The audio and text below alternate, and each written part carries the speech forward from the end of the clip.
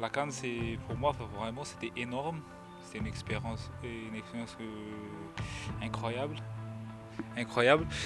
Et voilà, là-bas en Égypte, je faisais que admirer tout ce qui bougeait autour de moi parce que c'était la première fois.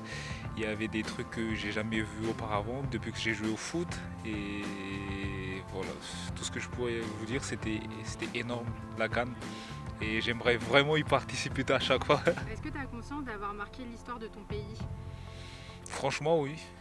Parce que il n'y a que nous, les, les joueurs de la sélection, l'équipe nationale, qui a pu faire des trucs comme ça, énormes. On a réussi à réunir tout le peuple malgache. On a réussi à donner le sourire, la joie au peuple. Chose jamais vue à Madagascar. Là, je pense qu'on a réussi. Quel moment retiendras-tu de cette CAN? Bah, bon, déjà mon premier but que j'ai marqué contre le Nigeria, surtout contre le Nigeria, mais non, surtout le moment où on a vu la joie du peuple malgache sur notre première victoire contre le Burundi, le soir même dans le bus. Quand on regardait les réseaux sociaux, les Facebook et ça, quand on a vu la joie, tous les gens qui sortaient de la rue à minuit, il y avait une foule énorme dans la capitale, même dans tout Madagascar. Ils sortaient, ils criaient partout. C'est comme si c'est comme si on a gagné la CAN. J'espère que il y aura, d'après notre parcours, j'espère qu'il y aura beaucoup de gens, beaucoup de clubs qui vont se tourner vers Madagascar. Surtout ça, ce que j'aimerais que ça change à Madagascar. Et pour le changement, bah, déjà, on a un nouveau président, le président de la République, c'est un jeune qui aimerait bien aider le sport à Madagascar et surtout le football.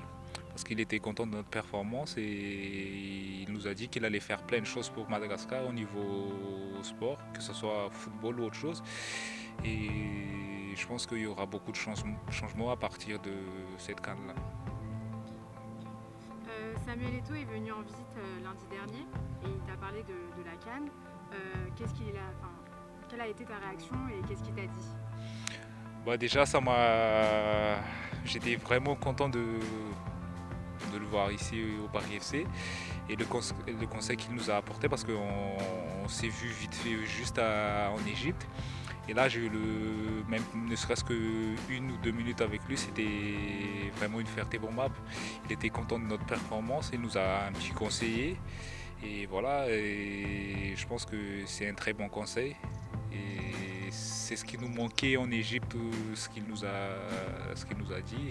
Et j'espère que la prochaine CAN, déjà, on va être qualifié, j'espère vraiment, et on appliquera ce qu'il nous a dit. Et merci à lui. Quel genre de conseil il t'a donné du coup? Non, c'était le manque d'expérience parce que voilà, c'était notre première CAN, on s'éparpillait trop, tellement on était content d'être à la CAN qu'on ne calculait pas, on se donnait tout. Et même après les matchs, on était tellement fatigués, on n'arrive même pas à finir le match qu'on était vraiment fatigués. Il nous a dit c'était le manque d'expérience, il faut savoir gérer les matchs comme ça. C'est une compétition qui est dure, des matchs tous les 3 jours. Donc il faut savoir gérer les temps forts, temps faibles. Et voilà, c'est sur cet aspect-là qui m'a expliqué un petit peu.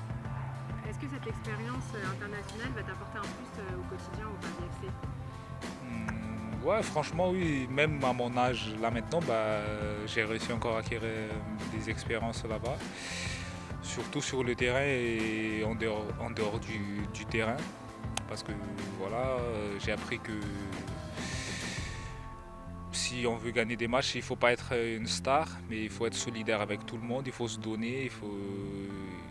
Le football, c'est l'équipe, pas toi seul. Et c'est l'expérience que j'ai eue avec la sélection, que je pourrais apporter ici au Paris FC. Merci.